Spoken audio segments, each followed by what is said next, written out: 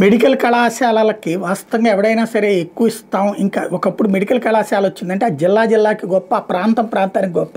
Siddhartha medical college Bezawada వచ్చినప్పుడు అట్లా ప్రాంతం మొత్తం గొప్ప అయింది. బెజవాడ గొప్ప అదే అయింది. యూనివర్సిటీ వచ్చినప్పుడు ఇక పతాకం అనుకున్నాం. అంత మాత్రాన ఊరేమైనా బాగుపడిపోయి హైదరాబాద్ అంత అయిపోయిందా? ఏం లేదు కదా. బట్ ఇది ఒక ఎదుగుదలలో ఒక పార్ట్. అలాంటిది ఇప్పుడు మెడికల్ కాలేజీలే వద్దనటం, కేంద్రం ఇస్తానన్నది వద్దనడం, ఇది విజన్ అవుతుందా? 700 సీట్లు లాస్ట్ ఇయర్ కోల్పోయాం. పోనీ ఏడాది 700 సీట్లు తీసుకుంటారా లేదా? 750 సీట్లు.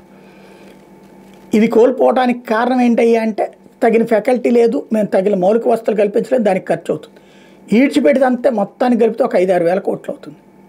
ఈడ్చిపెడితే అంతే అని చెప్తున్నా. ఎందుకంటే అమరావతిలోనే మనం పోస్తున్నాం దగ్గర దగ్గర 1,00,000 కోట్ల రూపాయల దాకా. ఒక 6,000 కోట్లతో 1000 మంది విద్యార్థుల జీవితాలు, పోనీ 700 మంది విద్యార్థుల జీవితాలు ఎందుకు వదిలేస్తున్నాం?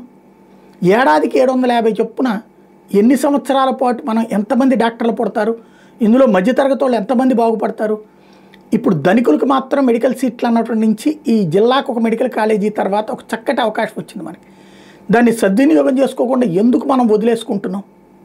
ఇది ఇప్పటికైనా ఆలోచించాలి. రాష్ట్ర అభివృద్ధి కావాలి అంటే ఎన్ని ఎక్కువ సంస్థలు వస్తే అంత గొప్ప. బట్ వద్దని వదులుకోవడం ఏంటో అర్థం కావట్లేదు.